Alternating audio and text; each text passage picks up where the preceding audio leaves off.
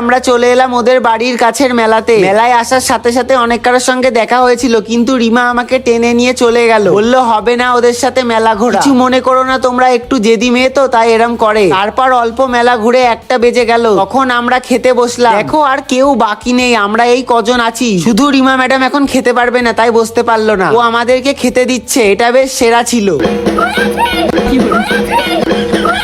তারপর খেয়ে খেয়ে আর পারছি না খেতে, তাই সুজয় আর আমি আমাদের সব খাবার নিকিতার থালায় তুলে দিচ্ছি, যাতে আমরা বকা না খাই। রাত তখন 2:30 বাজে, আমরা সবাই গোল করে বসে ভূতের গল্প শুনছি। আমি তো দূরে বসে আছি আর ওইদিকে নিকিতা গল্প করছে। তারপর 4টের সময় রিমা ম্যাডামের পুজোর সময় হয়ে গেছিল, তাই পুজো করছিল। আর ও সারাদিন খায়নি তো, তাই চোখ মুখের অবস্থা পুরো খারাপ হয়ে গেছিল। ও এখন পুজো করছে, পুজো করুক। আর সকালে আমরা অনেক মজা করেছি, সেটা নেক্সট পার্টে তোমাদের সাথে শেয়ার করবো। তো ভিডিওটা তোমাদের কেমন লেগেছে কমেন্টে জানিও। ভিডিওটা ভালো লাগলে like comment share and subscribe করে দিও। দেখা হচ্ছে নেক্সট ভিডিও, টাটা।